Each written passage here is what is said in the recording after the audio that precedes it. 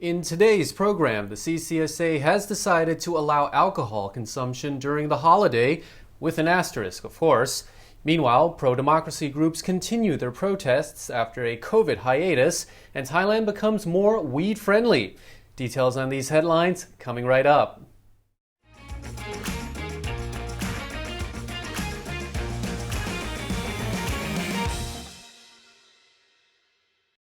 Happy Monday, everyone. You're watching Thailand News Today, bringing you the latest headlines in Thailand and beyond.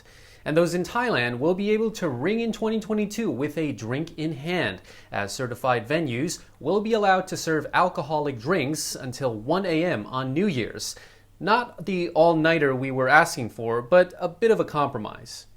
During its general meeting today, the CCSA decided to allow alcohol consumption during the holiday, but only at open-air venues under the COVID-free setting measures.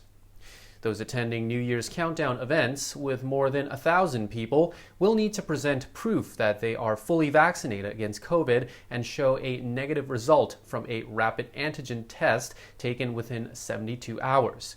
It's possible that people will need to show proof of vaccination to attend smaller events as well. At the moment, booze sales at restaurants are prohibited in provinces classified as orange with moderate infection rates, in provinces with low infection rates, as well as provinces and districts that are reopened to tourism. Alcohol sales at restaurants are allowed, but with limited hours, which vary by province. Bars and nightlife venues are technically still ordered to remain closed, but some have opened under the COVID-free setting measures, requiring people to show proof of vaccination to enter. A pro-democracy protest in Bangkok passed off without incident yesterday, with activists called for Thailand's lèse-majesté law to be revoked. The law, also known as Section 112 of the Criminal Code, prohibits defaming, criticizing, or otherwise insulting the monarchy. Pro-democracy protesters gathered at the Rajprasong intersection in the capital yesterday afternoon, with the protest organized by a group called the People's Party. The rally began around 4 p.m. by the crosswalk between Central World and Big C Supercenter, with protest banners hung from the crosswalk. Activists erected a temporary stage and manned pop-up booths providing information on the lèse-majesté law and collecting petition signatures calling it to be abolished. A report revealed that at one stage, police approached some protest organizers and asked them to remove a number of banners they described as, quote, inappropriate. Activists agreed to remove those and replace them with different banners. The assembly remained peaceful and passed off without any violent confrontations. Then later in the evening, more people joined the rally, occupying Ratchadamri Road, with live music and speeches taking place. Activists gave speeches calling for the 2017 Constitution to be rewritten and the lèse-majesté law to be abolished. Pro-democracy and anti-government activists have been protesting regularly since July of 2020, with rallies only interrupted briefly by COVID restrictions. In addition to wanting Section 112 revoked, activists are calling for the resignation of Prime Minister Prayut Chan-o-cha, the dissolution of Parliament, and for fresh elections to be held. People have welcomed the Supreme Court's decision to uphold a lower court sentencing of the former boss of Italian Thai development. Jett Gunther and 3 of his staff have been sentenced for the killing of protected wildlife in a Thai national park. According to a report, the construction boss and his team were given permission to enter the Thung Yai Naresuan sanctuary in the western province of Kanchanaburi after Jett claimed he wanted to study the sanctuary's wildlife. But instead, the group proceeded to hunt protected species with the carcasses of several animals, including a black leopard found at their campsite. Jett and 3 of his employees were arrested in February of 2018.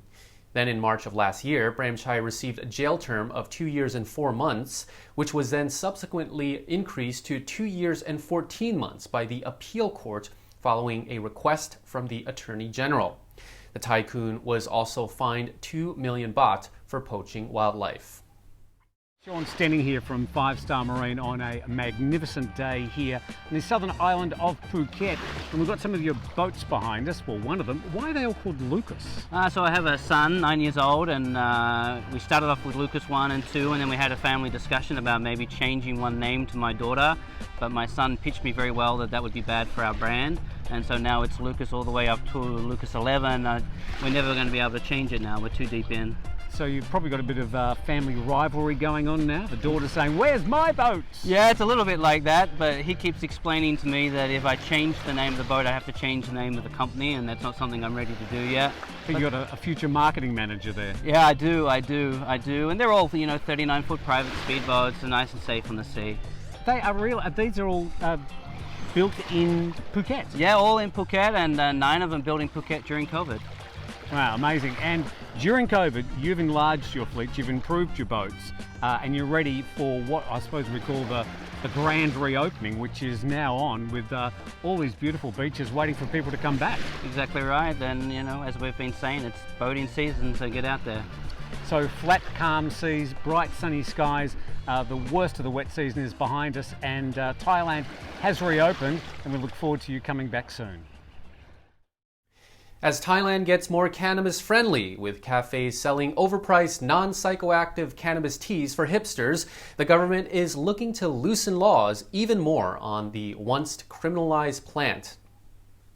Parts of the plant, with low traces of the psychoactive component, were taken off the narcotics list in December of 2020, while the flowers and buds remained classified as a Category 5 narcotic, as those parts were typically rich in THC, aka the whole point of being interested in weed. This distinction had prevented real commercialization of the plant, but now cannabis flowers and buds with less than 0.2% THC will be legal to use, process, and sell. Under a new narcotics code, which the Bangkok Post says went into effect on Thursday, cannabis is no longer listed. However, cannabis extracts containing more than 0.2% of THC will still be illegal. Public Health Minister and leader of the Phumjai Thai Party, Anutin Chanvirakul, has been on the forefront of cannabis legalization. Over the weekend, he visited Nakhon Phanom for the cannabis kickoff on Mekong Bank. At this event, Anutin encouraged the public to start growing cannabis for some extra cash. Those with permission from the government can grow cannabis, and there is no cap on how many plants each household can grow. The government says it is pleased with the results of its own economic stimulus measures. Thanakorn Wangbun Kongchana, the government spokesperson, says over 41 million citizens have spent over 223 billion baht thanks to 4 government schemes, describing the result as satisfactory. The stimulus campaigns were introduced during the pandemic in an attempt to boost the economy and help those who were struggling financially.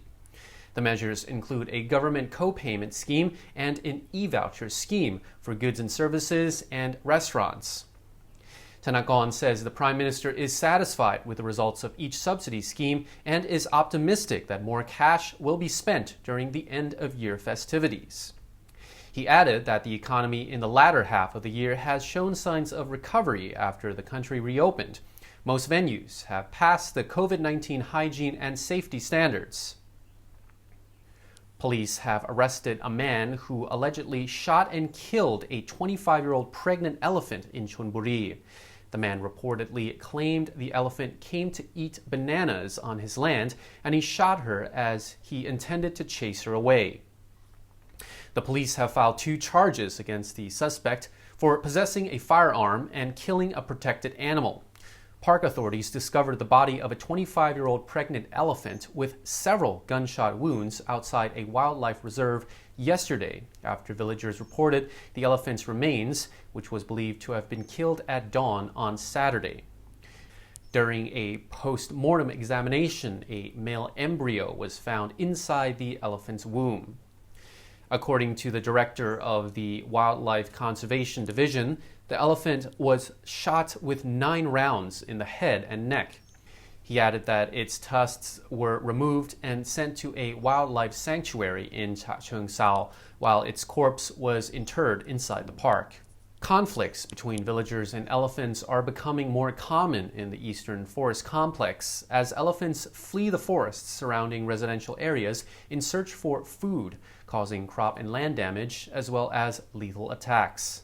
The elephant population in the country is rising at an annual rate of 8%, according to the Department of National Parks, Wildlife, and Plant Conservation, with up to 3,440 wild elephants in 69 national parks and forest reserves. And that wraps up the show for today. Thailand News Today will be back tomorrow. Meanwhile, stay tuned for more news with Thailand Top Stories.